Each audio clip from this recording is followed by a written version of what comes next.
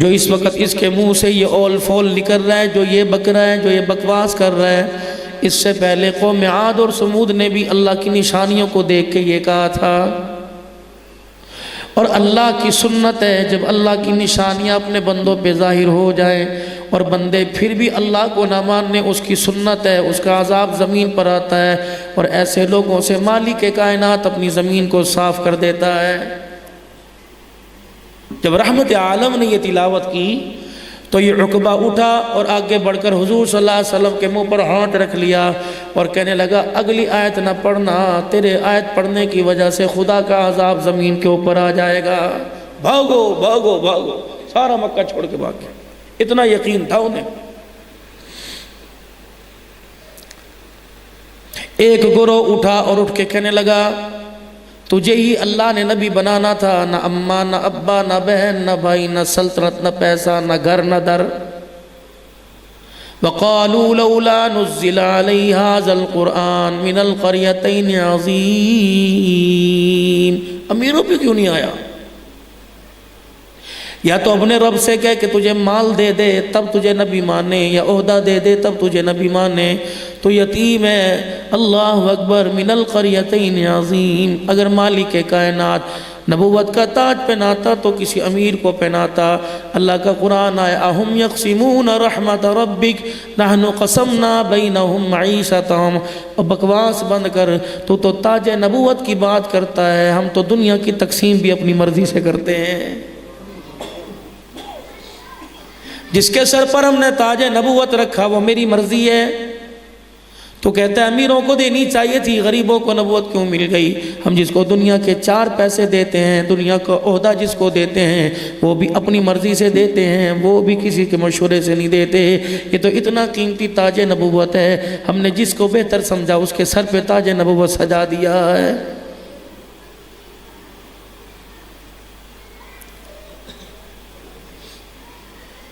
مکے کا سردار اٹھا اور فارس میں چلا گیا، اور وہاں جا کے اہل فارس کے جو بڑے بادشاہ تھے ان کے شعر ان کے کلام لے کے آیا۔ اسفد ان کے اندر بہت بڑا شاعر تھا، اسفندیار شاعر تھا، رستم ان کے اندر شاعر تھا۔ وہاں کے اشعار مکے میں لے کے آیا، ایک لونڈی تیار کی، ناچنے والی تیار کی، اسے سارے اشعار سکھا دیے۔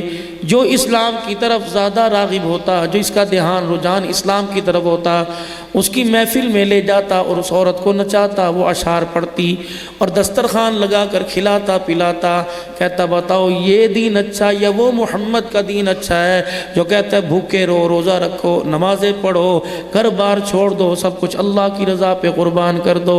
اس پر اللہ کا قرآن آیا وَمِنَ النَّاسِ مَن يَشْتَرِي لَهْوَ الْحَدِيثِ لِيُضِلَّ عَن سَبِيلِ اللَّهِ۔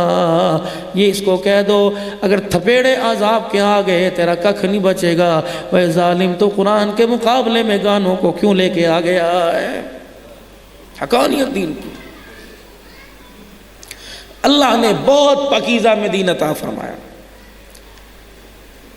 دکان والا دکان کو پہچان گیا، مکان والا مکان کو پہچان گیا، رقبے والا اپنی زراعت کو پہچان گیا۔ معذرت کے ساتھ ہمیں دین آج تک سمجھ میں نہیں آیا، جس دین کے بارے میں اللہ فرما رہے ان الدین عند اللہ الاسلام، سب سے بہترین اللہ کے نزدیک دین اسلام ہے، جو تحفہ دے کر امت کے لیے میں نے اپنے محمد عربی صلی اللہ علیہ وسلم کے ذریعے بھیج دیا ہے۔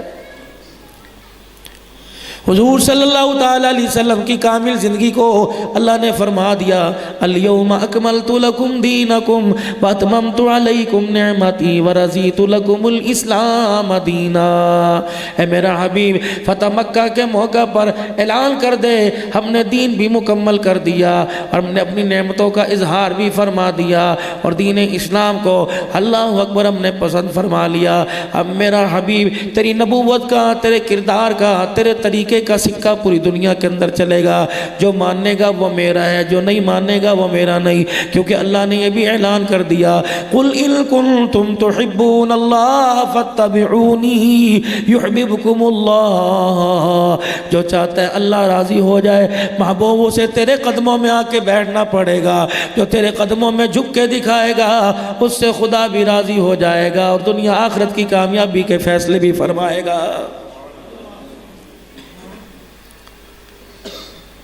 کچھ مکے کے لوگ اٹھے جن کو یہ کامیابی سمجھ آ گئی.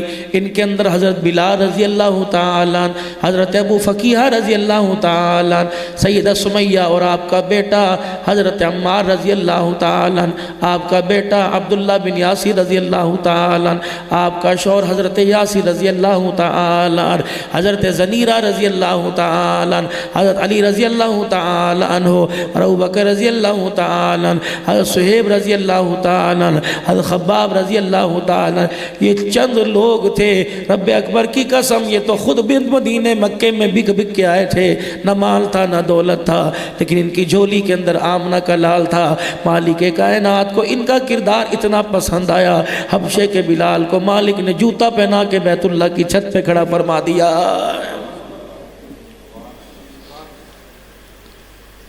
میرے ہاں مال نہیں چلتا، میرے ہاں دولت نہیں چلتی، میرے ہاں عہدہ نہیں چلتا. ان اکرمکم عند اللہ اتقاکم، جو میرے قریب آتا ہے، میرے سے ڈرتا ہے، میرے خوف سے زندگی گزارتا ہے، میرے ہاں تو تقوی والا کامیاب ہے. ایرے غیرے نتھو خیرے کو اللہ فرماتے ہیں میں تو گھاس ہی کوئی نہیں ڈالتا. آج دنیا کے اندر میرے عزیزوں مال بن رہا ہے، کردار بنانے کی کوشش کوئی نہیں کر رہا ہے. اپنا کردار خود ہنسی آ رہی ہے. 4 آدمی گالیاں دے رہے ہیں، 5 آدمی تماشا دیکھ رہے ہیں. یہ کردار نہیں.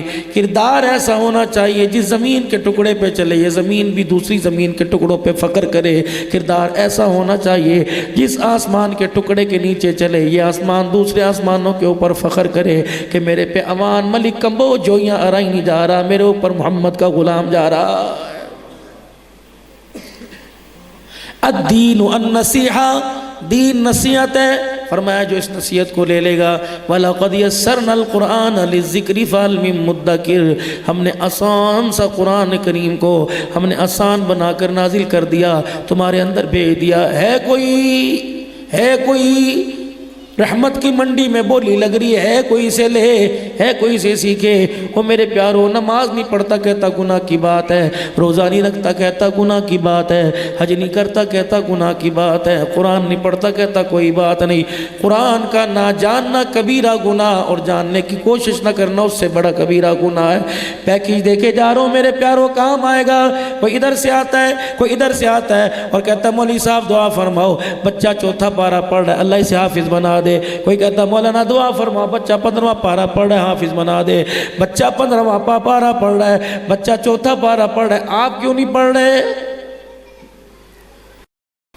آج یہ اپنی مسجد کے قاری صاحب سے فرمائیے، عرض کیجئے کہ حضرت قاری صاحب ہمیں مدرسے میں داخلہ دیجئے. عصر کی نماز کے بعد، مغرب کی نماز کے بعد، فجر کی نماز کے بعد، دن 11-12 بجے جو آپ کے پاس وقت ہوگا انشاءاللہ ہم آپ کے پاس آ کے بیٹھیں گے. آپ ہمیں قرآن کریم پڑھانا شروع کیجئے.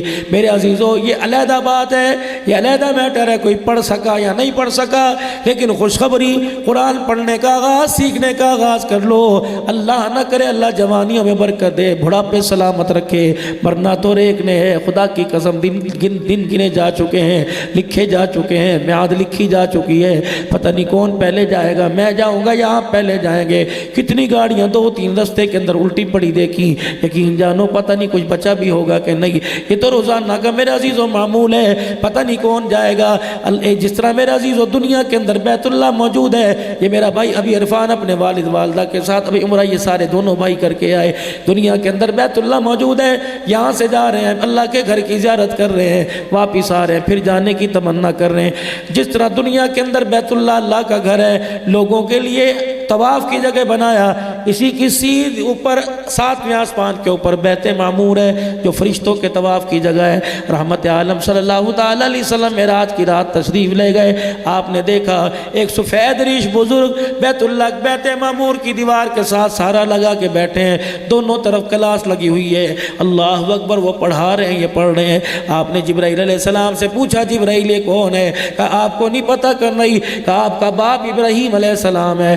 جو لوگ جو بچے قرآن یاد کرتے کرتے پڑھتے پڑھتے فوت ہو گئے، ابراہیم علیہ السلام 7ویں آسمان پر کلاس لگا کر ان کا قرآن حفظ مکمل کروا رہا ہے. کتنی بڑی سعادت کی بات ہے. 4 سورتیں پڑھتے پڑھتے موت آ گئی، علی باتاسا پڑھتے پڑھتے موت آ گئی. کہاں شروع کیا تھا؟ اور کہاں مکمل ہو رہا ہے؟ عرش بری پر، آسمانوں پہ مکمل ہو رہا ہے۔ نیت کر لو، اے اللہ اگر مجھے توفیق دے، مجھے پیسہ دے، میرے پہ کرم فرمائے، میں تیرا گھر بناؤں گا۔ نہ بنا سکا تو کون سا میرے اوپر پرچہ ہو جائے گا، لیکن قیامت کی نواز لگے گی۔ من بنا للہ مسجدا بنا اللہ لہ بیتا فی الجنہ۔ کہاں ہیں جنہوں نے زمین پہ گھر بنانے کا ارادہ کیا تھا؟ آ جاؤ، تمہارے اس ارادے کے اوپر ہی میں نے تمہیں زمین سے بڑا جنت کے اندر گھر عطا فرما دیا۔